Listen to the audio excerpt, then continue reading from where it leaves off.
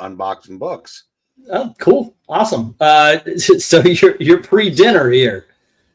Well, unfortunately, I'm used to eating late, but yeah, all right. Well, I put it off for a few more minutes. I appreciate you joining, man. This, by the way, hey, true believers, Englantine, and of course Eric with the beard, rocking that freaking mountain man going on, man. Seriously, you got. I don't have anything. I didn't think this through. I don't have anything to like keep it trimmed down because I don't want it to be like. I don't want it for those. I don't want a Ronald rug. Yeah.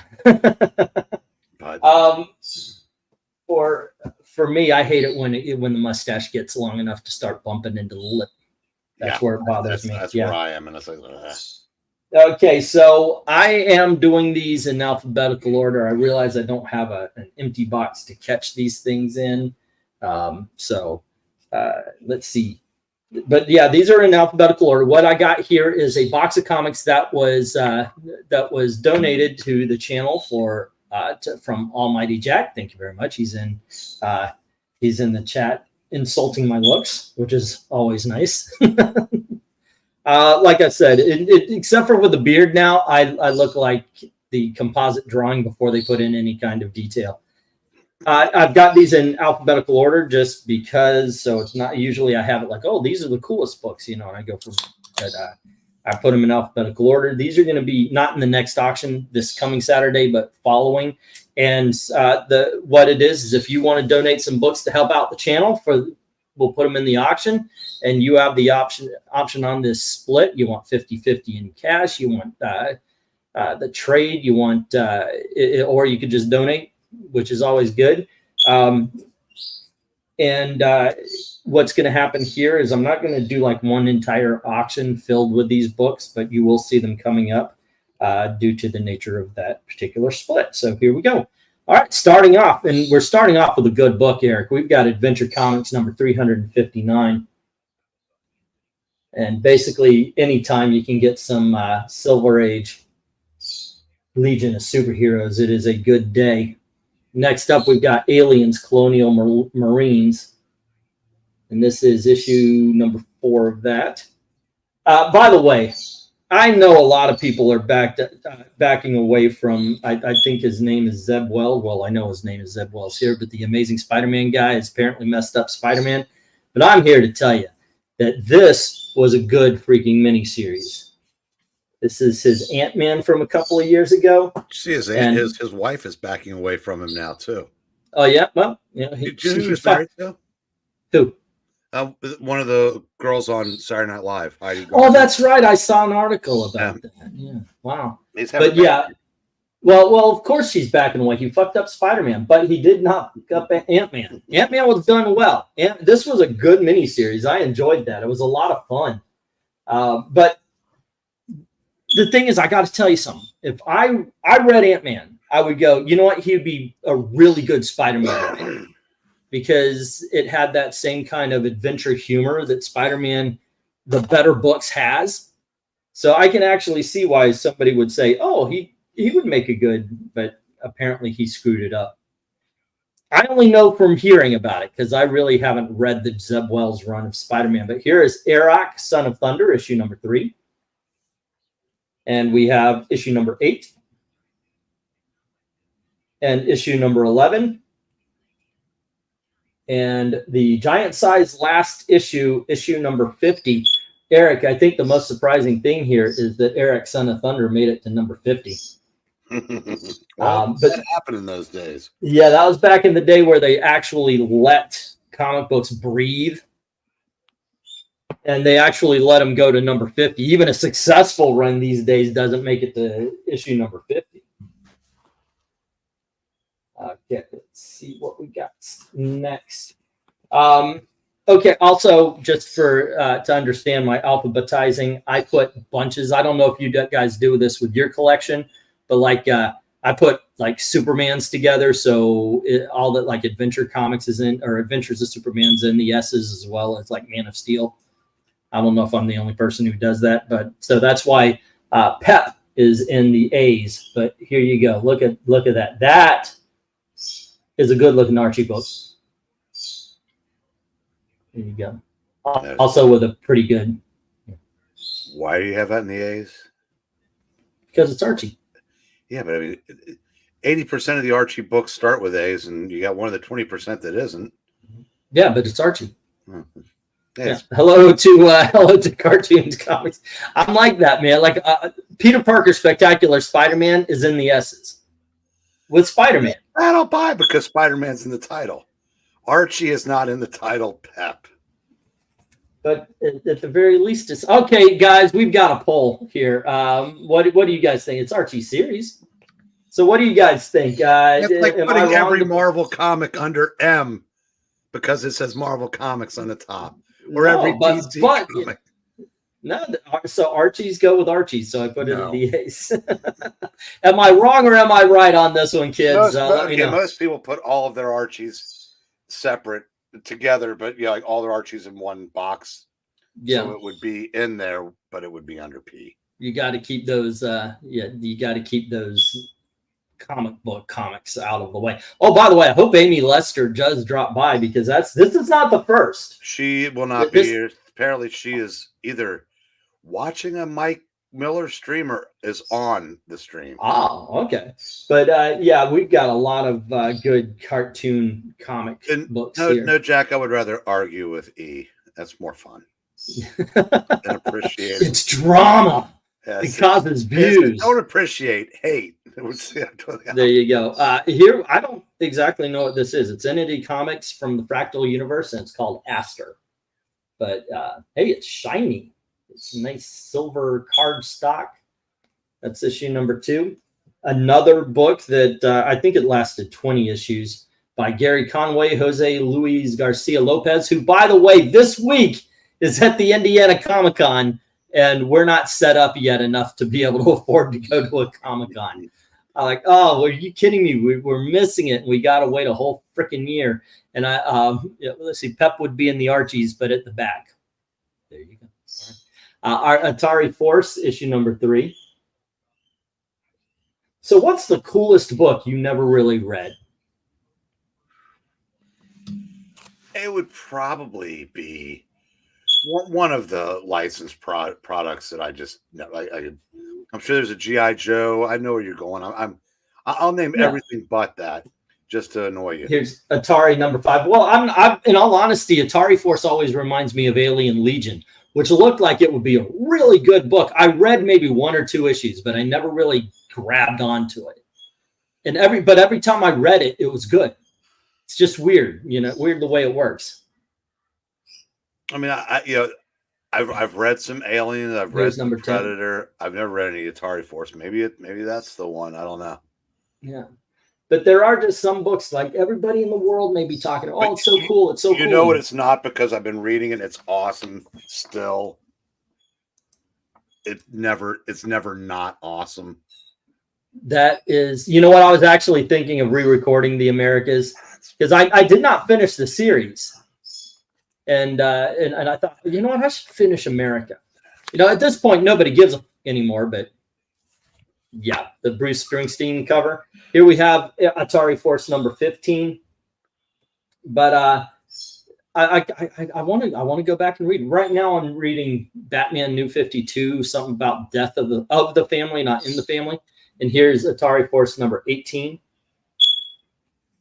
Next up, we got some Bronze Age Avengers. Now issue number 119. By the way, next Wednesday, the Graphic Man's retooled show, I Am the Guest. We are talking Avengers storylines. Oh. So I figured that would be a good time to throw that in. And send a link. I would love to be a part of that. Anyway. That's the thing. He doesn't do the it's one-on-one now. That's his new thing. Oh, okay. No worries. Avengers 343. 7 weeks. Well, if he ever wants to turn his look to Batman, I could probably do that one a little better. But here we go. We got part 4 of the year 1 storyline. Nice. And that is issue 407. Yep. I've always loved this cover as well. This is Batman 397. Cool. Okay, so here's a debate also because I've seen it. a couple of ways. I think it's after the movie, after Batman Forever. Two-Face, pink or green? I've seen after the movie, because Tommy Lee Jones, they made it pink, started having half of his face pink instead of green, which happened before that. So I don't know if you guys noticed, but the colors always fluctuate. Next, hey, RDV, what's up? Well, if they're fluctuating, you should go see a doctor. Yes, of course. No, that's if it fluctuates for 4 hours. Oh, okay, yeah. If it goes green and then goes black, you know, you're good. You know? Dave, yeah, I actually saw the eclipse. We didn't record it or anything. I'm very paranoid about eclipses. I thought those cards are all rusted out. There's a band called the Ataris. There you go. Cartoons and Comics said Riverdale was an anti-Archie series. Thank God it's finally over. Still don't have any good Archie product outside of the comics. I was saying Eric was watching the superhero seasons. I will disagree with that. They're horror books. If you can get past the fact that they're taking beloved childhood characters, their Afterlife with Archie was really good. There, you know, Vampirotica was pretty decent, and about every other Chilling Adventures is good. Oh, he's talking about the comic of the show when he says Riverdale. That's what I was kind of confused about. Yeah, we're talking about good Archie products, though, as it's set outside of the comics since the 90s. Okay, no, not sure exactly how. I'll say the first 2 seasons of Riverdale were great, and then they went into the really horror stuff, and it got really weird.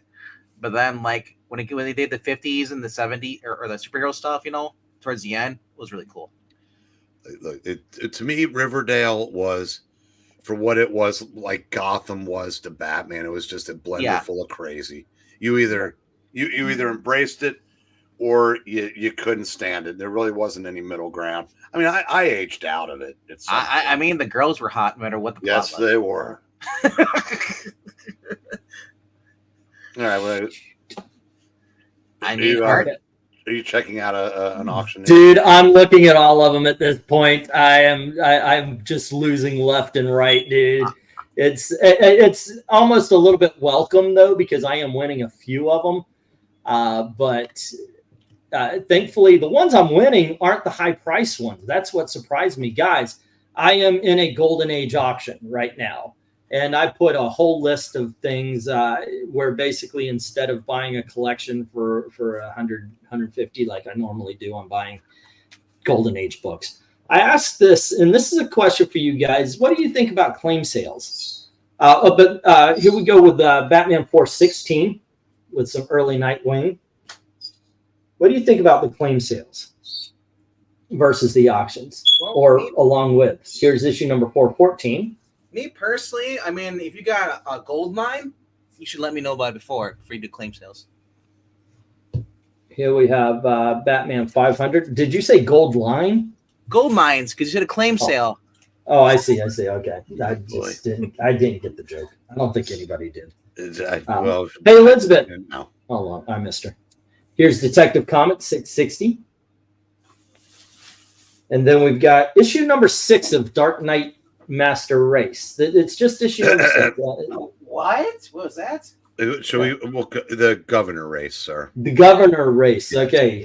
Yes, it is a. We don't use those indentured servers. And then we have Gotham Knights number 1.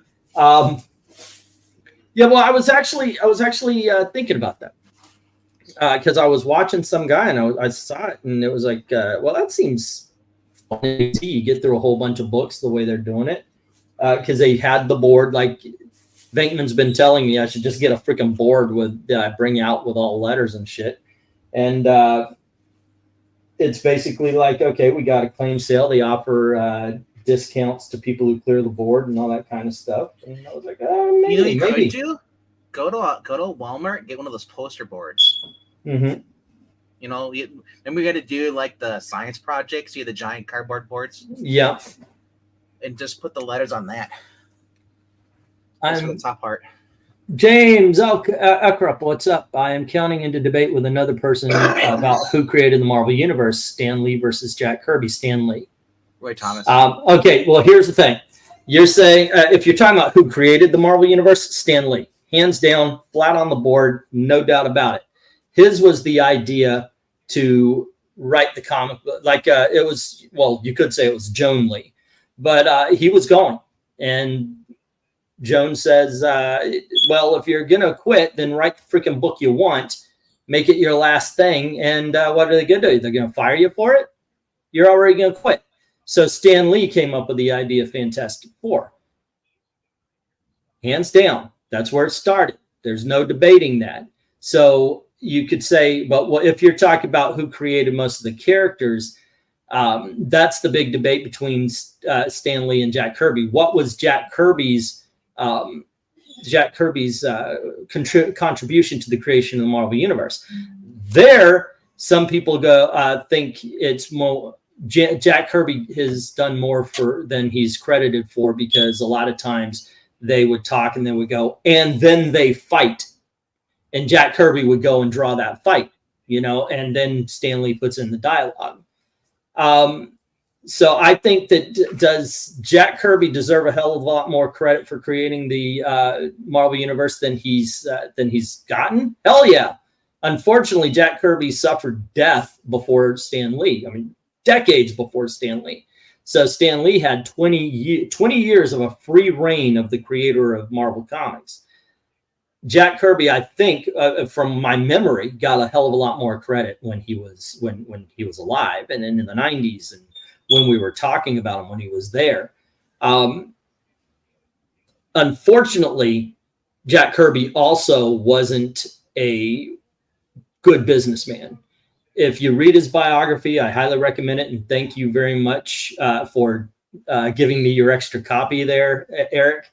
If you read his biography, you find out that he grew up poor, much like a lot of the Golden Age artists had, and he was always afraid of that afterwards. So he, instead of saying like, oh, wow, I'm Jack Kirby and you're lucky to get me, he was very much, oh my gosh, I'm so lucky to get that next job, no matter how Jack Kirby he became, how big he became.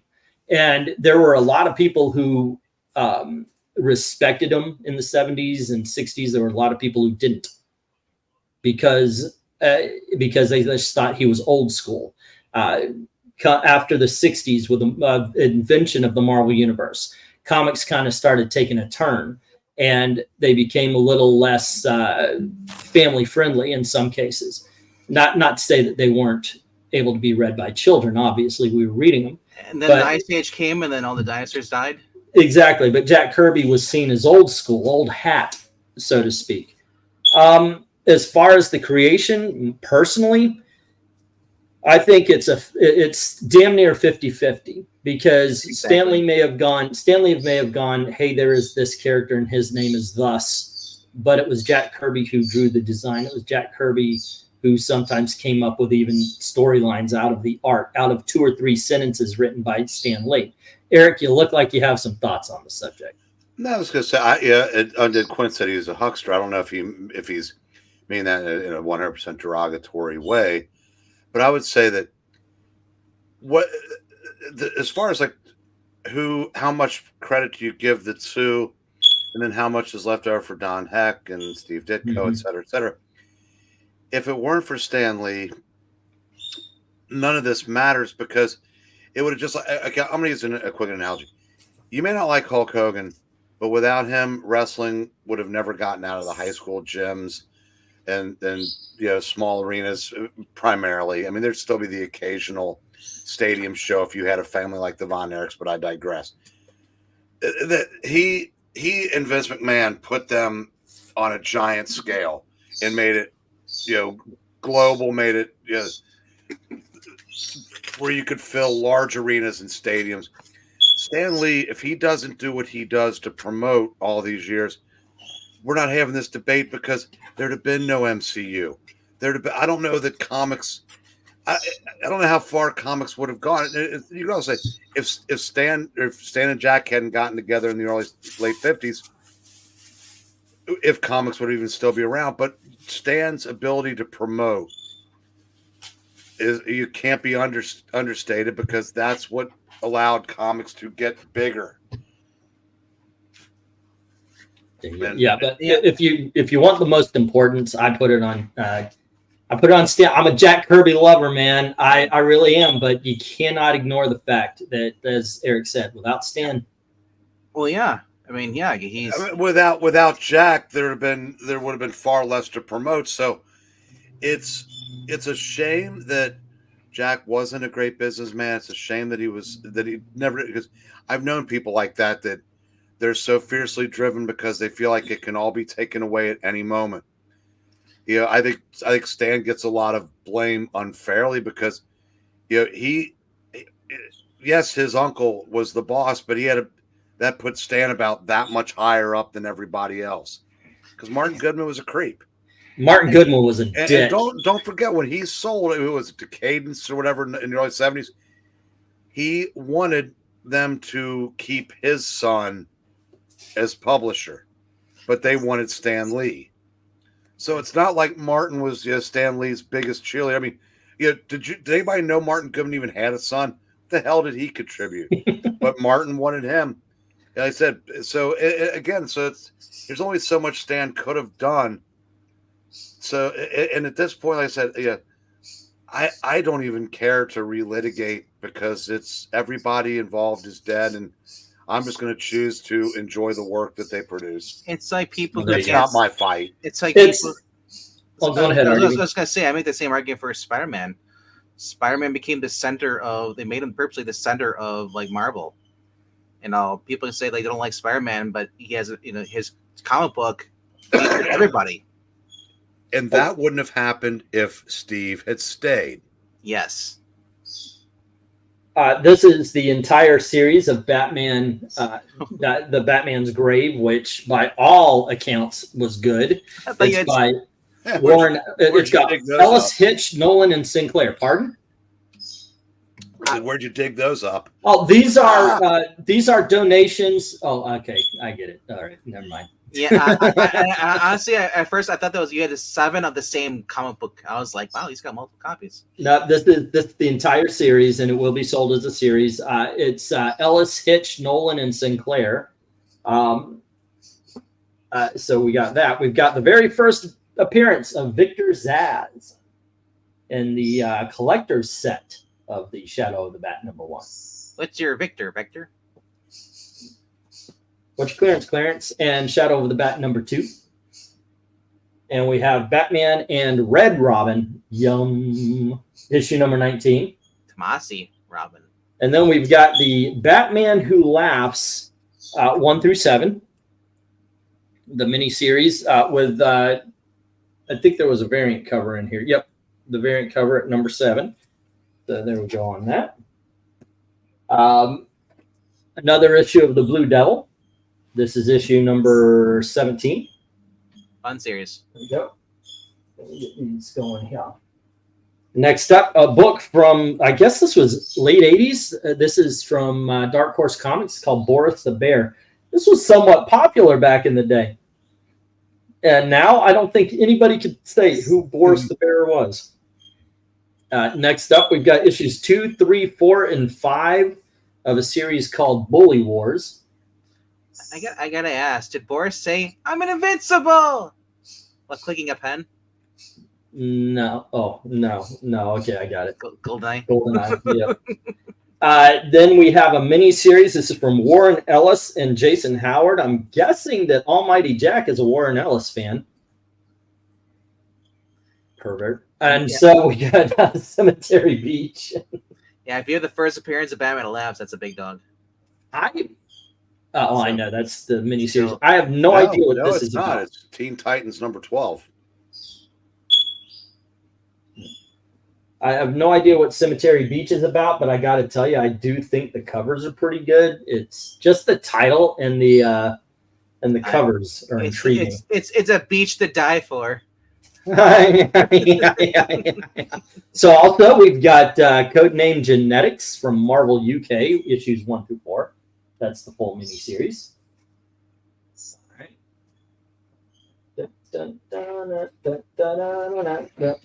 Something from Jeff Loeb, somebody named Churchill, Ratmund, and Comicraft. This is from Awesome Comics. It's called The Coven. And here's issue number 5. There we go. And hello to everybody. Let's see. If I had the first Batman Who Laughs, that'd be Big Dog. The first appearance, definitely.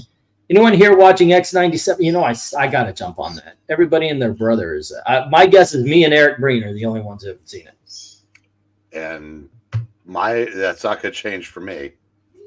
It's basically doing what Zack Snyder couldn't do and actually put a bunch of stories in there and actually be coherent.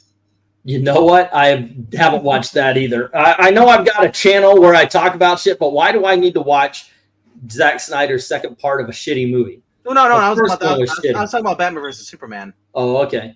Here we have the Saga of Crystar. This is issue number 1. Okay, this was huge in the 90s. Well, it was okay. It was popular. I wouldn't say it was huge in the 90s. Well, Crystal was really huge in the 80s. You know what was? RoboCop. This is Dark Horse Comics issue number 2. Is that Frank Miller writing those? By the way, Cemetery Beach is about a guy trying to get through a heavily secured wasteland known as the Cemetery Beach while being chased by the big brother government that watches over it. It's fun action. Oh, so it's basically anybody who took a walk on the beach during COVID. Yeah. All right. Did you see those videos where this guy's by himself and then these cops come running in? Like, the only people getting near him to infect are the police. Leave him. Well, the one guy actually, people they actually did it as a prank. They put a guy in a dummy on a lawn chair. So the cops showed up and they're trying to talk to him. He's not responding, and then he realized it's a dummy. He's recording the whole thing. Here's issue number 11 with Godzilla. Godzilla's so hot right now. He's so hot that he's pink now. Issue number 54 of Dark Horse Presents. Rondo Hatton. Oh. In case anybody's wondering who that is on the cover. I thought it was Robert Davi. He was actually his face had a disease that contorted his face, and he parlayed that into an acting career playing strange roles that require people with strange faces. But remember, folks, our government had only our best interests at heart during COVID. Of course, yes. It was because somebody ate a bat in China. It wasn't anything racist like they created in a lab. No, and we won't even talk about that because that's wrong. Okay, so we got Dr. Giggles. And let's see, who is this guy right here? We've got Concrete. I do know that guy. I was thinking An Accidental Death. Brew Baker and Shanor. Okay, so if a guy ate a bat, I can't wait for the disease we get from a guy fucking a goat. And then so far it has proved to be clean. Anyway, we got Dark Child number 1. The donkey virus is coming soon. Next up, this got in there. We've got the Dark Horse Annual 1998 featuring Hellboy, Buffy, and 5 others. There you go. And next up, we have a mini series, and this is issues 1, 2, 3, 4, and 5, or it was an ongoing that didn't make it. Aragon, Fuhrer, and O'Halloran with a book called Death Orb from Dark Horse. So obviously, those will be sold as series and sets. Once again, hey, Amy, here is Dennis the Menace in Hollywood from 1971. Ooh. Hands up, don't shoot. And then we have Dennis the Menace number 153 from 1977. I need the Alex Baldwin version of that last one. Party. Now, this is a mini series I thought I was the only one who bought, which makes me wonder, is this just a mini series that came back at me? But here we have the Devil's Red Bride issue. Well, it's the whole mini series here. But this, by the way, if you haven't read it, guys, I mean, even if you have read it, you'll know. This is an awesome book. I really like this. Yeah, I remember when they came out. The art was really cool in there. You got Gerner, Bivens, Monahan, and Powell from Vault Comics. Very good. Next up, we have Marvel Comics with Doctor Strange, issue number 14. Fighting Dracula. Now that's cool. Yeah. Next up, we have Fantastic Four number 11. I guess this is from the 2000s. And then we have Gunner and Sarge in Our Fighting Forces from DC Comics. And this is issue number 92. So we got some good old-fashioned Silver Age war books. Nice. From the Ultraverse, we've got Freaks. This is book 6. And then we've got Generation X. You remember when that was the thing? It seems like Generation X just completely disappeared. This is issue number 6. Wasn't the show called Mutant X? I think there was a Mutant X. I don't know if it was about this. Here's issue number 3. Oh, yeah, but it did use the name. Next up, this got me because I saw it. I was like, oh, okay, a Glory book. This is by Avatar, and it's actually Alan Moore's Glory.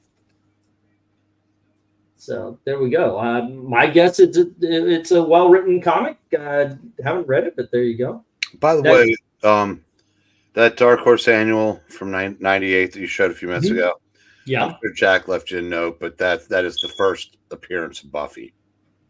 Oh, the first Buffy the Vampire Slayer in comics. Yes. Okay, well, thank you. So look that up before you put it out. Alrighty, we'll do. Let's see. We got that? That's first Buffy. This is a no spoiler zone, people. Yes, please, no spoilers for TV shows and such. No, I bought it when it came out. It's great. Yeah, I like the Devil's Red Bride. It was pretty cool. Well, Buffy was 27 years ago, sir. I think it's probably already been spoiled. 98, yeah. 97, actually. Did anyone here see that they changed the Purple Man to be a mutant who the experiment only made his powers grow? If you're talking about comic books, no, I don't pay attention to current X-Men. I actually kind of groaned. I was done when they made Namor a mutant. I was like, really? Because he's got those wings on his feet. That's his mutant power. Did you see the latest Namor announcement? Okay. I'm prepared. Marvel is bringing back Jason Aaron, and the way they're promoting it is he's going to do for Namor what he did for the Punisher. Great. So he's going to completely humiliate the character, and I'm sure he attempted to rape Sue now or force Dorma to marry. Yeah, it's either that or Marvel's so tone deaf they think that Punisher was actually a success. Well, you know what? By their standards, it may have been. It pissed off all the right people. Oh, it did, and maybe, I don't know, maybe because the actor got in trouble, and they probably scrapped future plans for Namor in the MCU. That maybe they're just going to fuck him over in the comics now because I said, yeah, kids, when you think about giving one of the big two some rope, they'll just take it and hang yourself with it. It's you know what I'm waiting for, though? Preferable to reading Is that that 4 issues of the new Namor. Like, okay, here we have, it looks like, it says My Comic Shop on it. It's got Lone Star Comics, Gifts, and Games, but it looks like it's an exclusive of My Comic Shop. Guardians #1. Which would be something if it didn't have, to me, I don't know, with the Lone Star Gifts and Games and My Comic Shop and everything. I don't know. I mean, it's awesome, guys. You should get it at the auction. But that's no different than like a Dynamic Forces on the cover. Yeah, I guess because so. some of the big boys actually do, get there. You pay a certain amount and you get your name on it. Here you have Breakthrough, the storyline from Hardcase, issue number 7 from the Ultraverse. And here we have Hardware #1 that is out of the bag, but it has everything in there. So you got the card and you got the bag as well. So. Any prototypes? I don't remember. Oh, by the way, yes, we're going alphabetical order tonight just because I thought it would be quickest. I was going through everything earlier today. This is a box of comics that was donated to the channel by Almighty Jack. If you care to do that, it's always welcome. If you want to donate it, that's fine. If you want to split for trade or for half cash, that's up to you as well. That's why he's here. I was wondering why Almighty Jack was here. There we go. Next up, we have Hellboy, issue number 3 of 4. These books will start showing up not in this Saturday because I'm already done fixing up the Saturdays, but in the following, and it's going to be throughout auctions. So it won't be just one auction with these books in it. So next up, we have the hybrid from Comco. It's that Community Comics. There we go. Uh-oh. There we are. I didn't realize that DPH 1980 annual was the first Buffy. He bought it because for the Magnolia cover for a couple bucks. Now it's recently become a big dog. Well, that it may just, but I'll tell you what, I have a hard as hell time selling Buffy the Vampire comics here. Inhumans, and this is issue number 8. Well, in case anybody's ever watching this down the road, the original series was great. The original Dark Horse series, the first, like 60, I think it was like 60 issues. But when they went to season 8, when they started doing it by seasons, the rot that is social justice started creeping in. No. And season 8 was popular though. Yeah, but to some people, but Buffy slept with a chick, and so I mean, she already slept with Spike. And Xander fell in love with Dracula, so it was popular among the politically correct. So Buffy started sleeping with a girl. It's good that they got my notes. That's all I gotta say. I remember reading about that. Those Xander was under like influence. But then it went away. It was like Iron Man annual number 13. They didn't stick with it, but they also they did an issue where someone told someone to check their privilege. That was when I dropped out. Oh, that's so wild. That isn't right after, but yeah, that's horrible shit. Anytime I hear that stuff, it didn't get any better. So I mean, but I'll recommend the first series from now till the end of time. Things that absolutely stop me from taking part in your conversation. The check your privilege bullshit. And anytime I hear anyone playing the race or gender card, okay, I'm out. I'm sorry, but if you're like I said, if you're using your race as a reason why things are going bad for you in 2024, you've got trouble. Right here in River City.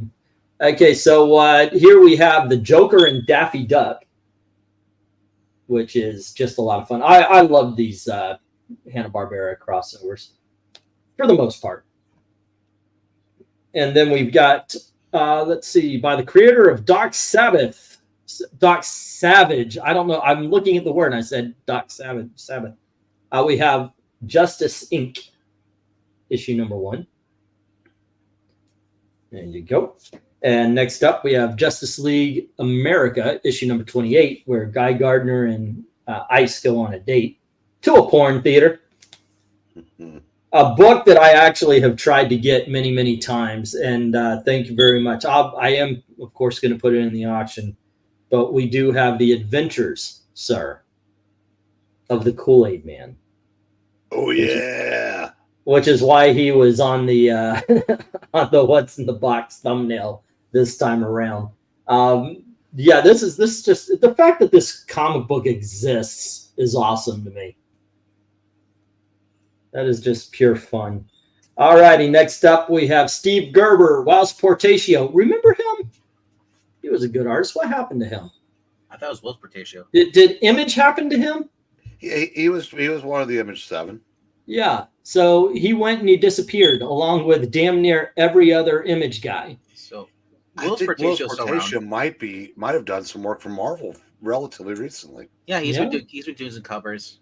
Okay. Because they were. I don't know if you guys noticed this, but the Image guys. Yeah, sure. We know Rob. We know Todd. Jim Lee's fucking up DC Comics, so they're in the news. But the other guys went to Image and then just kind of. Well, Mark Silvestri, he's had a good career. Yeah, he's done The Darkness, I guess. I don't know. Well, he also did the Batman Deadly Duo. That was probably the biggest thing at DC in 23. And who were the other ones? Yeah, Eric Larson's been writing his Savage Dragon porn book. Yeah, that's just about it. Was Eric Stevenson one of the original 7? No. I know they brought him on to basically keep him in line and keep the books, but Yeah. Let's see. Kool-Aid Man walks in the Jim Jones. That's so no. Guy Gardner and Ice recreated that taxi driver date. That's yes, cleanser. Yeah, you're right.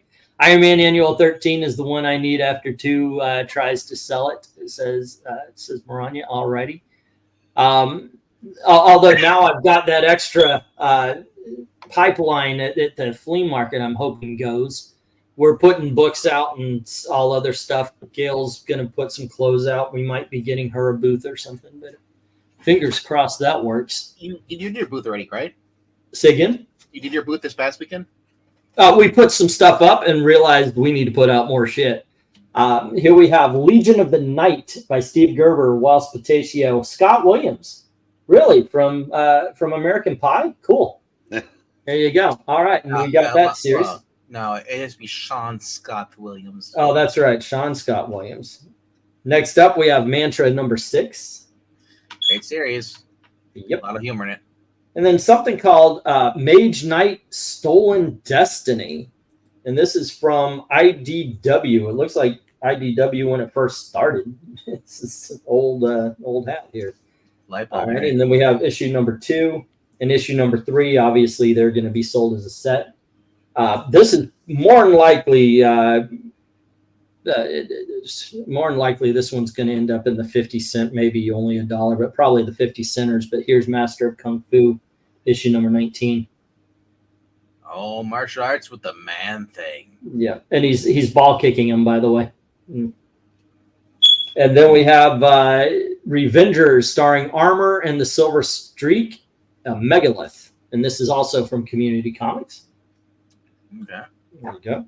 And from Atlas Comics, we have Morlock 2001.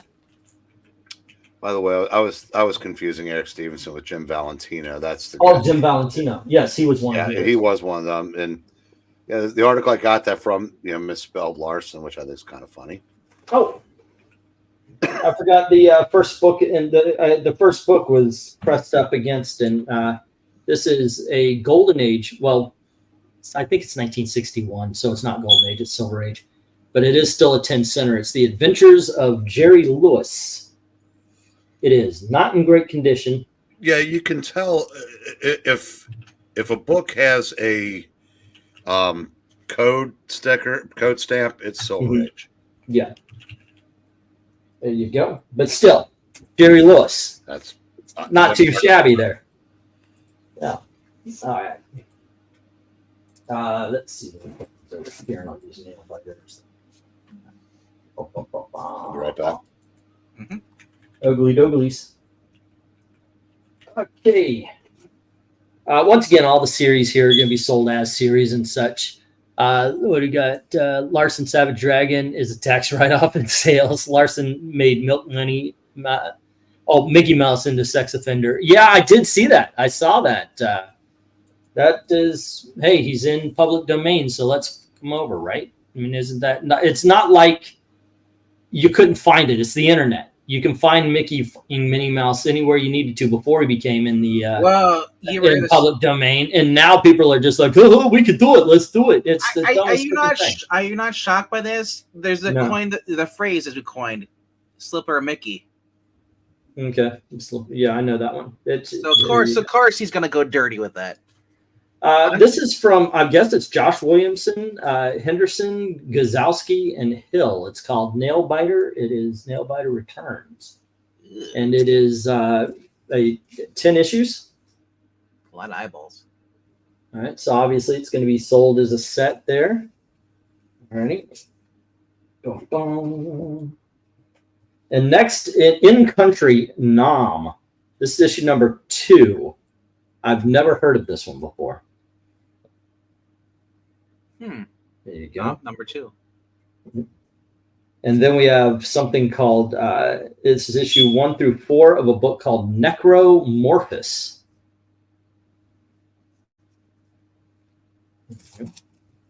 And from Malibu Comics, Brian Lumley, adapted by Martin Powell, painted by Derek Gross. This is a book called Necroscope.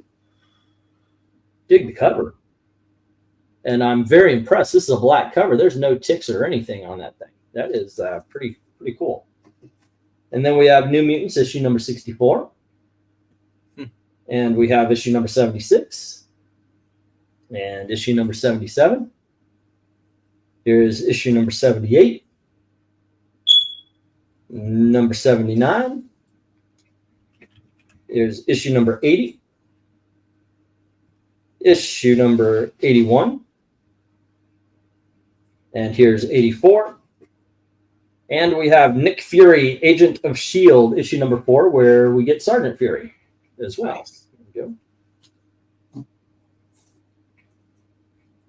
Okay, here's a couple of mini-series. First up, we've got Chapman, Rebelka, and Del Pesce.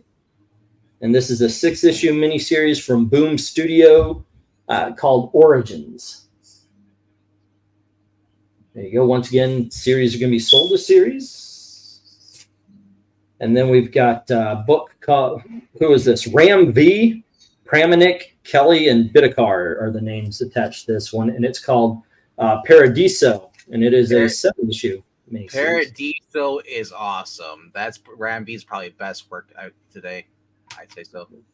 All right. Post-apocalyptic world, this, you know, and this guy is trying to find this device, the city and stuff. It's like the artwork is awesome. Sadly, the book was never finished because it get canceled, and then he ended up going over to DC. So there you go. So, but you do recommend it? I do recommend it. I strongly recommend it. It's what it skips the one that introduced me to it, and we did a book club or review on it offline. It was just fun. So Skip recommended it as well. Yes. Like I said, Skip and Dash had some interesting taste when it came to certain books, and I found that every book he recommends to me or recommended me back in the day was good. You know, Murder Falcon is another one by Daniel Warren Johnson. This is Patrick Kindlin and Marco Ferrari in it's an Aftershock book, Patience, Conviction, and Revenge. There you go. One for you here, Eric. We have issue number 76 of Patsy Walker. Oh, yeah, that's when do I get to invoke the Maranya clause?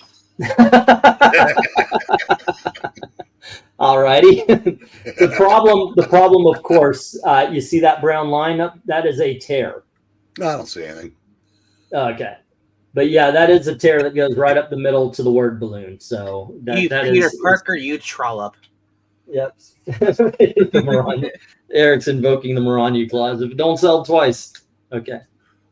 Next up from Malibu Comics, we've got Protectors, issue number 2. And we have Punisher 2099, issue number 1. He's so hot right now. With the big bullet crotch thing. Is Punisher hot right now? I've noticed, by the way, some of the books going up in value. He was in the first issue of that Peter David symbiote Spider-Man. It was a continuation. Oh, the Punisher 2099 himself, huh? Yeah, 2099 character was, so he's relevant. So if you read that, they know who he is. Okay, so we've got Red Sonja, She-Devil with a sword, issue number 15. And vampires, a redhead with a sword, and she's angry and probably hasn't had a drop of alcohol in a while. And apparently the 3 kings are now vampires. These 3 kings are sucking your blood. That's the last issue of the first Red Sonja series. Yeah. Yep. Well, we also have issue number 13 of the second series. She does not have a con. Okay, I can't remember. I can't remember the order. There was a couple of 2-issue series here and there, and I can't remember which one where that one fits in. The cod piece, Sunday Quinn. Yeah, it was and by not selling twice, I mean here in the auctions, not in any other venues or sales, says Maranya. Well, he meant cod pie. Yeah, so it is right next to you somewhere. You know, it's always the case. Gail put her phone down somewhere. Can't find it. I was gonna say I had that problem too because my case is black, so it blends in really easy with the darker colors. Yeah, it's one of those things. You know, sometimes you mindlessly put something down and you can't find it for the rest of the evening. I had no idea this existed, but it looks so freaking cool. It's called Ronan Island. It's Greg Pak, Giannis Milanagiannis. Okay. Irma Navilla. Wait, yeah, Giannis? Isn't that the guy who owns the Bradley Center? Here? But this actually looks pretty cool here, man. He's the Bucks player, Giannis. I have no idea. That's basketball. So we've got volume 1 in comic book form, and then volume 2 and what looks like Almighty Jack. This looks like a very brand new trade paperback. Like you bought it to read it, but never did. There you go. But yeah, we've got volumes 1 and 2. He bought it to flip it, probably. Well, maybe. Or get it signed. A lot of times, yeah. It is Almighty Jack. That's kind of his game.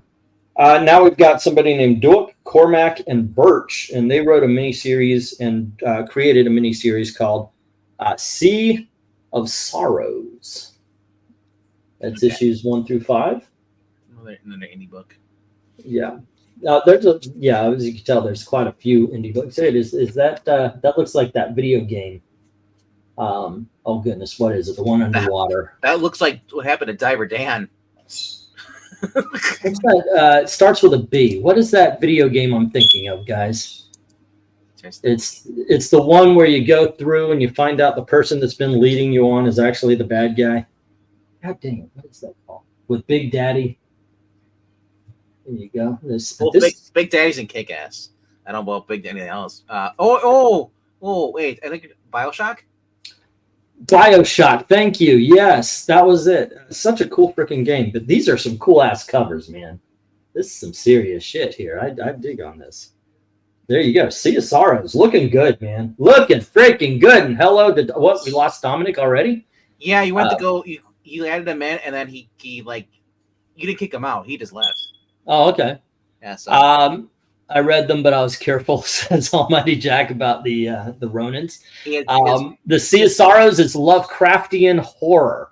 So there you go. I see Almighty Jack. He has those the curator gloves on when he reads his books. Now I know when I do these unboxings, I know that it's like, okay, yeah, this is kind of cool. Eric will be like, yeah, Sea of Sorrows, right. But it's the 1970s and 60s, 50s, 40s, those kind of books. By the way, I love these books. I've always put a high value on these. Sometimes some people think a little bit too much, but here we have Secret Origins, issue number 1 from the 1970s. There you go. That's cool. Yes. And here is issue number 2. Well, I saw a Spectre, the very first issue of the very first series, going for like $46. Oh, so cool. And issue number 5. My other shop, the big shop, has a higher grade version of that. There's only for $80. What, this? No, the very, very first issue of Spectre. Yeah. Okay. From the 1960s. Yeah. Yeah. This is kind of cool. You know, there's some characters that are all over the DC universe that just do not get used too much. This is one of them. I think he in Checkmate, but here is backed by Thunderous Demand featuring King Faraday and the Unforgettable Chillers, Spy Train, and Hangman House. This is issue number 50 of Showcase Presents. That's one of my favorite covers. That's so cool. Dude, you said Faraday. My mind went to King Friday for some reason. King Friday from Mr. Rogers. I was like, but yeah, there you go. King Faraday and I Spy. And you're right. This is a pretty badass cover. You know what? I mentioned this, and you should do it. We should do it sometimes. Bring in your top 10 covers from like the Silver Age, or bring in 10 great covers, because this is something we could do a lot. And we could just talk. We can have the chat. We can have them rate them and such. It could be a good and fun with a hard T. Or at least if we've got 3 or 4 people playing, we can focus it. Like we'll do Silver Age or 1968 or something like that. But I think that'd be fun. Talking about those, especially in the Silver Age, some great freaking covers back then. Next up, we have Doug Minch and Paul Galassi with 6 from Sirius. And this is the full miniseries. Can't be serious. It can be. And it is. And don't call me serious. And next we have Sleepwalker number 22. So, okay, Sam. I mean, after this, we could close up shop. Sleepwalker. That's what I do when I watch Madman in a Box. I do think it's kind of funny that I did hear that somebody said that at Marvel that Sleepwalker was the Sandman done right. All righty. So we had a little debate in the beginning. I put Archie and Pep comic because it was Archie at the beginning in the A's. Okay, so here we are in the S's, and we've got Peter Parker Spectacular Spider-Man number 71. Nice. I don't think I'm wrong about putting them all together. Here we have issue number 102. It's a very fun series. No, we put all of ours. We put everything from Amazing through Spectacular to whatever under S now. Here's 104. And we have 111. Not going to lie, this is the last time you're going to see this next one until December. But here is issue number 112.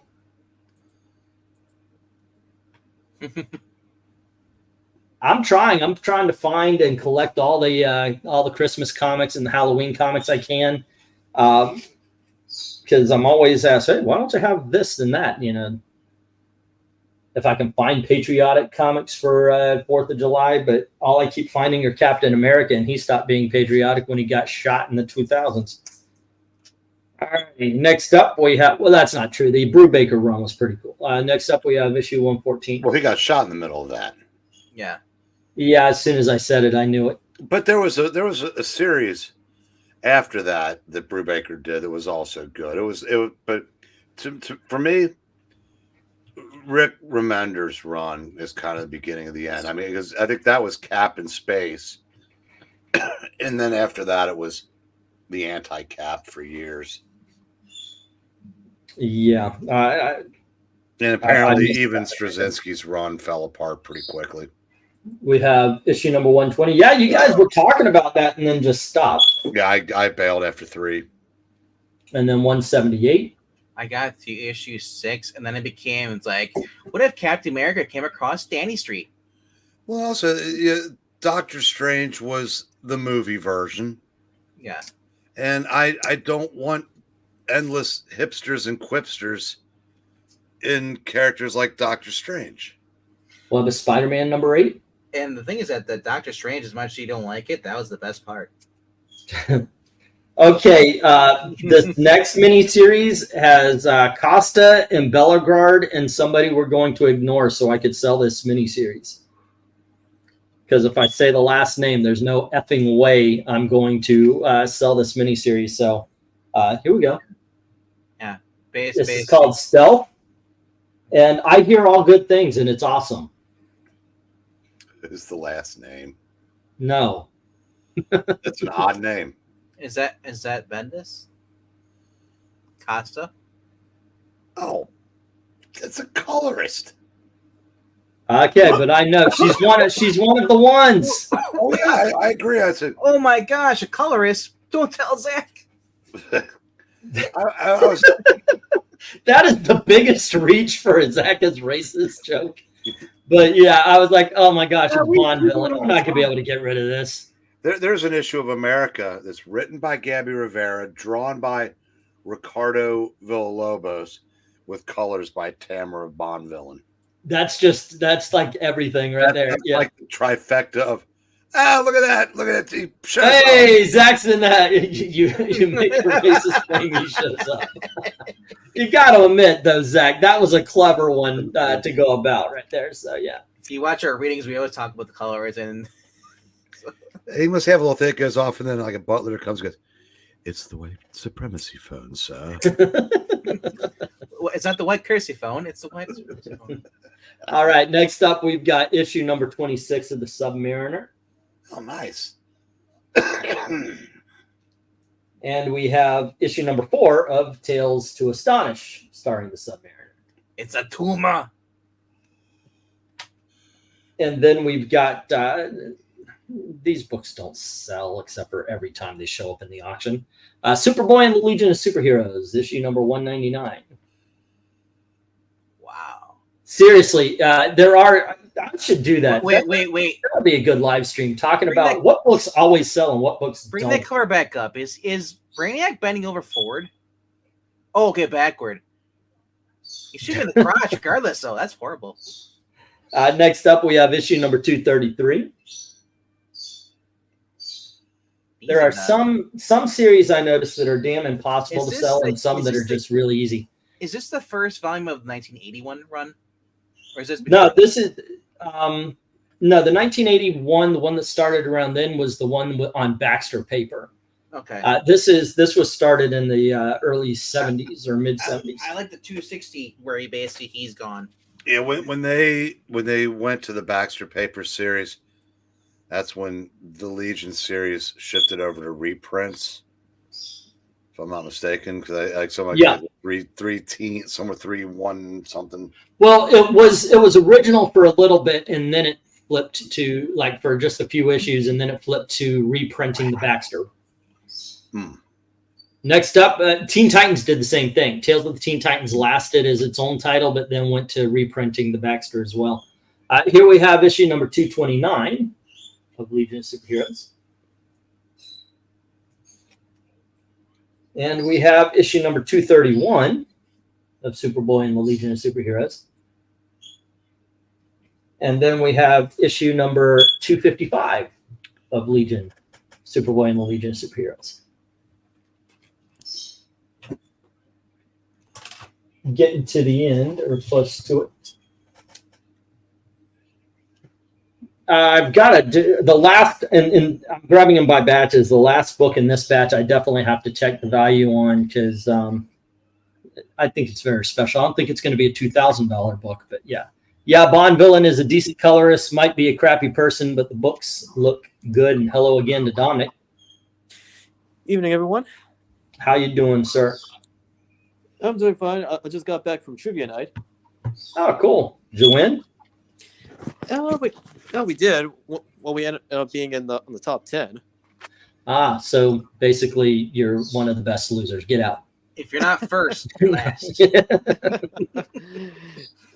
Let's see. Something has changed. Yes, I know he moved. Yep. Also, as it's been pointed out, and thank you very much, I have been losing weight. Thank you, Cancer. Next up, we have Adventures of Superman, issue number 430. It's excellent. It's a gift that keeps on giving, whether you I want know, it or not. right? Well, it takes.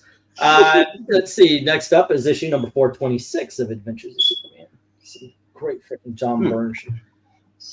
Next up, two titles that I mentioned is hard to sell, or I mentioned comic books I have a time selling, are Captain America and Iron Man. So I don't think I'll be able to sell Tales of Suspense number 88. Save my life. Never say never. Yeah. That's got Gil Kane interiors too. Yeah. There you go. Awesome lady. I kid you not. When I was little, when somebody said Lou Gehrig's disease, I said that guy's a bad man. No. I was making a joke, Austin. No, I was making, God hope not. But I was making. No, I used to think that when I was little, I thought Lou Gehrig was going around and giving people disease. I was like, this guy's a horrible person. Yeah, Lou Gehrig sucks. When I got older, I was like, oh. It's like Oprah. Here, you have a disease. Yeah. I joke. One of the things I pulled my back and I was afraid it was kidney related. It is not. Thank you. Or at least they told me it wasn't. They told my dad he had nothing to worry. Or no, actually they told my dad he had cancer and he turned out not because of Agent Orange. And then guess what? Tales of the Green Lantern Corps, issue number 1. But no, at this point, no, I do not. There's a female on the team. What the heck? There's a couple of them. Next up, we have The Mighty Thor, issue number 433, the first issue in a new and new epic. It's a stunning new epic. So Venkman, I know the Superman's predated that, but will you get the Triangle era omnibuses? Yeah, I'm getting the Triangle Omnibus. Yeah, I kind of figured you would. I mean, it makes sense. I mean, and I'm probably gonna get through in stock trades, depending on the price. Oh yeah, something like that. You almost have to. I mean, and hell, I work in a I don't shop. want to get. I don't want to pay $150. Just No. I trust me. We won't bring it in for that reason. No.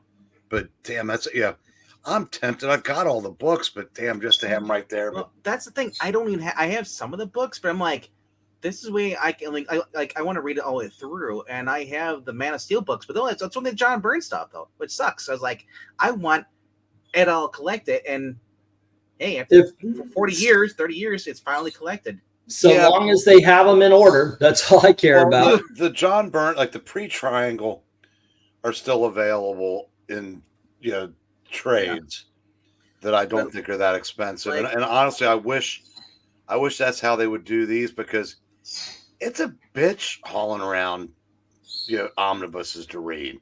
Well, I mean, not only that. I mean, before this omnibus, the only omnibus they had before that they collected is the Exiles that Jerry Oda did. And let's be honest, folks. Where do guys our age read a lot of our comics? Not easy to do with an omnibus. No, I'm just gonna say that. I mean, we just. All righty, kids. Next up, and thank you very much for this, Almighty Jack. I do appreciate that within all the books you do have a few $5 to $10 ones. Here's Tomb Raider issue number 1. The Romans had the giant scrolls. Imagine their omnibus. You had to read in a white scroll. There you go. Next up, we have Transformers. This is a mini series called The Headmasters. So it's porn. that's head governors, sir. Oh, okay. Sorry. Governor porn. There you go. I'm assuming that the rest of the books in here are the rest of the series. And then, I don't know, does this look like Seth Green to you guys? But this is called Triple Play. It's from Top Cow.